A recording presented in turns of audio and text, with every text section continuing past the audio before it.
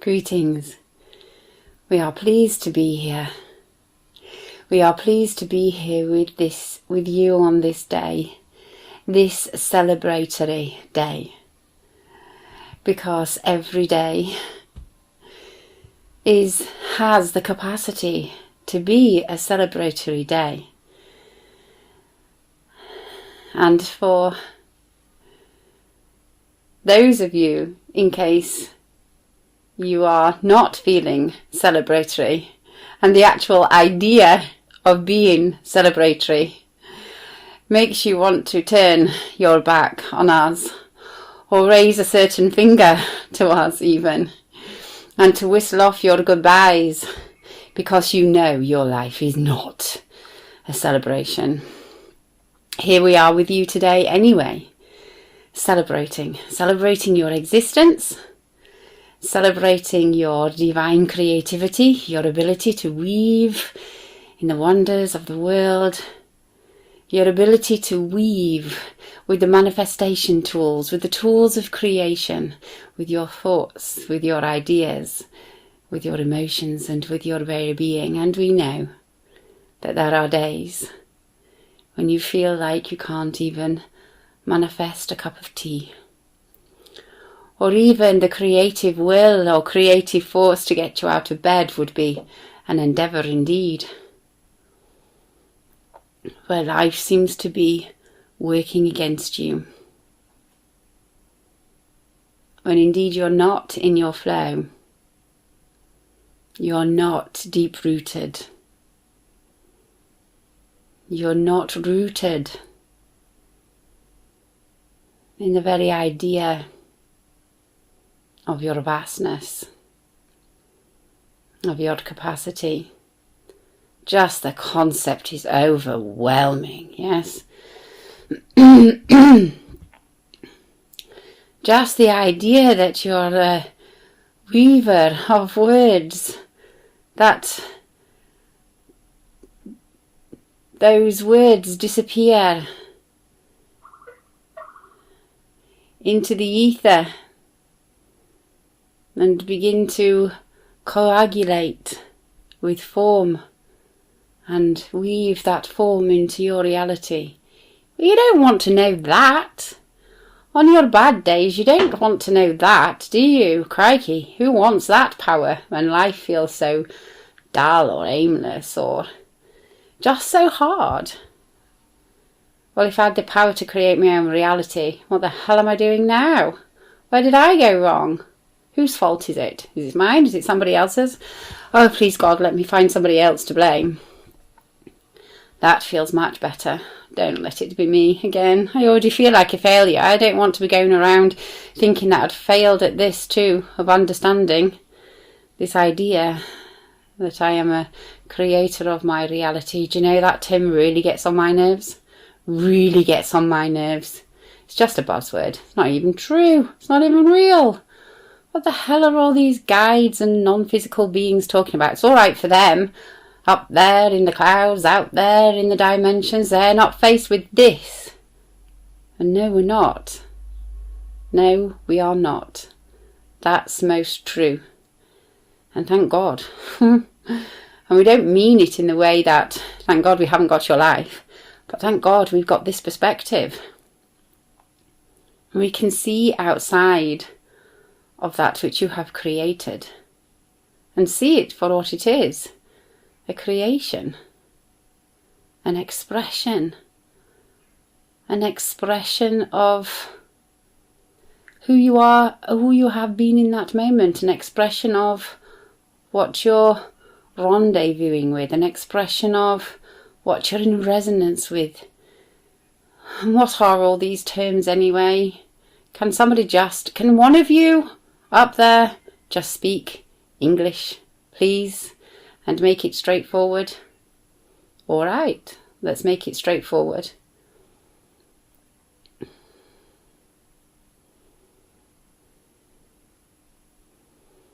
Think of it like this. It's an analogy. Yes, an analogy. So it's not going to be strictly true. Don't hold us to that. We're not signing it in blood that we haven't got anyway, but It's an analogy. So let these words wander around your mind, around your body, around your body in particular. Just see how they fit with you, how they feel with you. Ignore what you don't like and take on what you do like. So, you're an animator. You animate form. You bring to life form. So first of all, you have to remember you're non-physical. You're a collection of frequencies, of tones, so much more than that, so much more of a richer experience, the vastness of who you are. But they're just words. Words are all we have unless you connect with us energetically, or perhaps connect with your own guides energetically and begin to feel the qualities, have the kinesthetic experience of what we're trying to convey. But for now, words will do. They'll have to. It's what we've got.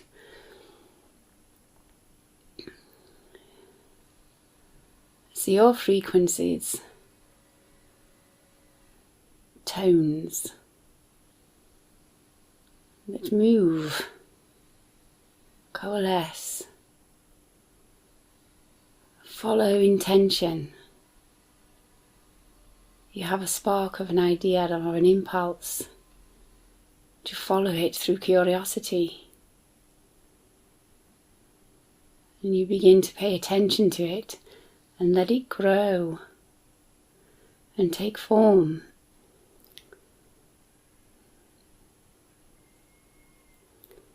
So you're a collection of frequencies, of possibilities, where you place your intention, attention will flow.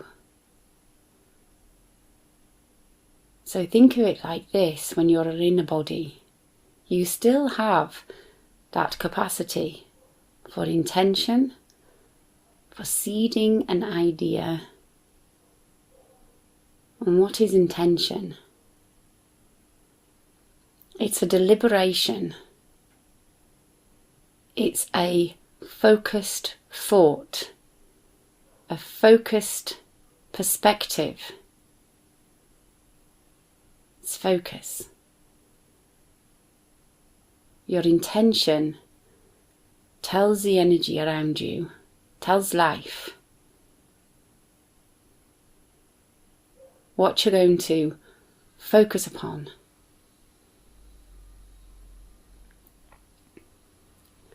So really, intention starts as a decision or an invitation.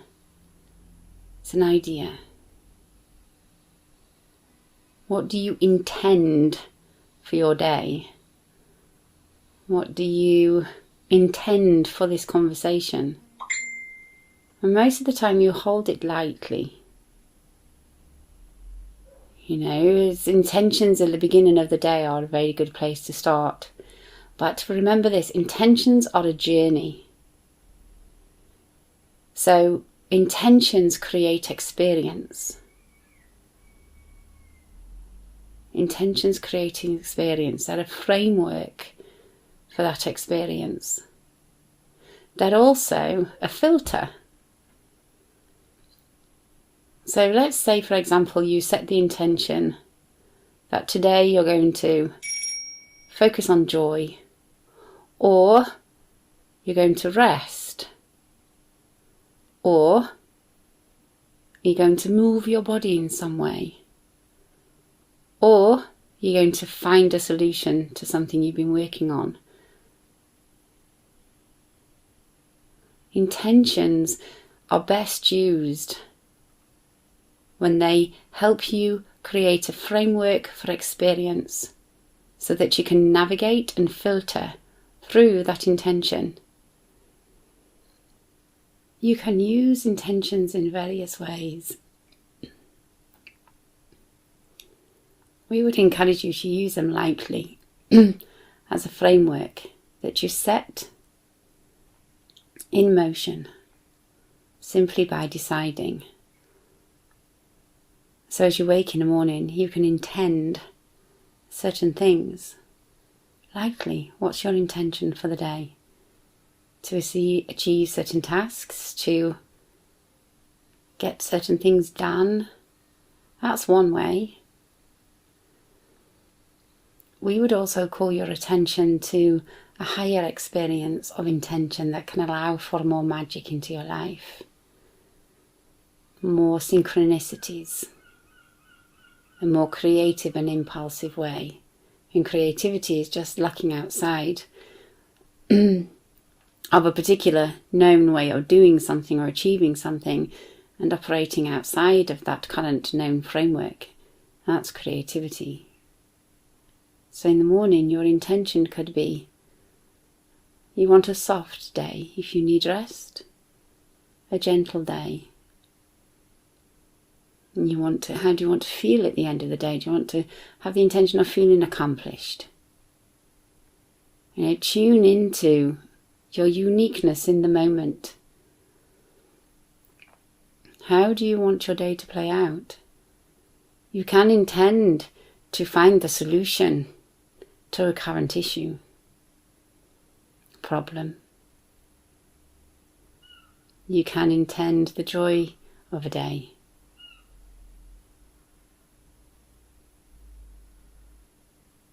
There are many intentions. Intentions are a direction. A direction for your energy.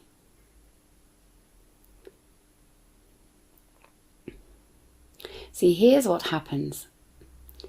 When you set the intention first thing in the morning, you send off signals to the field.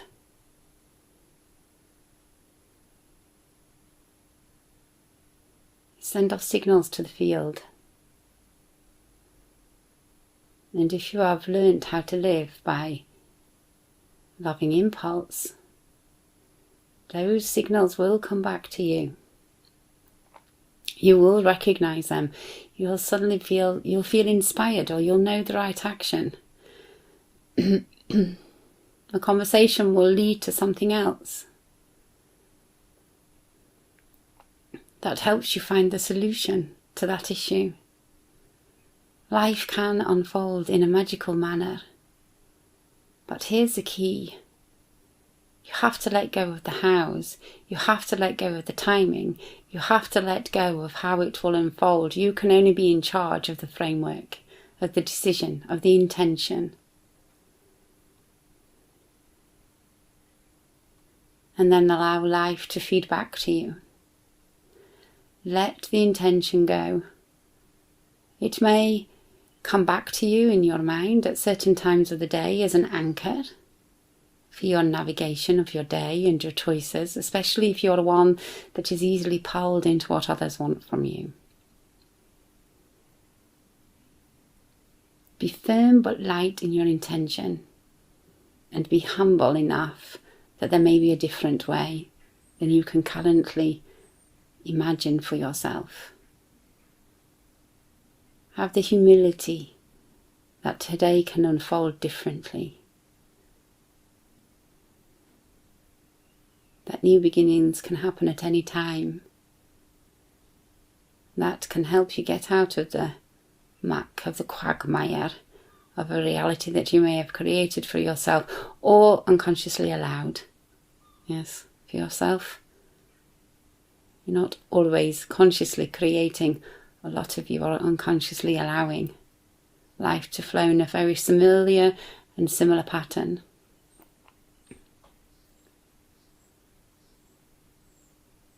So we don't want to take up too much of your time, because we know that time is precious for many of you, because many of you are beating the idea, many of you are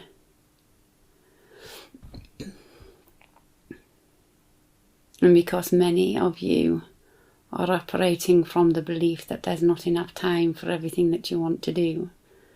And there is not enough time for every single idea and opportunity that comes your way, which is why using intention can help you discern the right path for you. You see how it's beginning to form a framework as we're describing it more?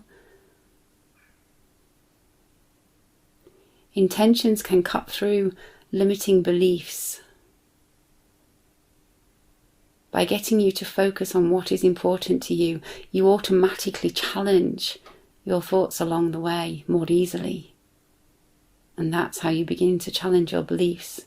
Some of your beliefs are more rigid than others, more ingrained, so they may take some more practice, yes, but that's all right.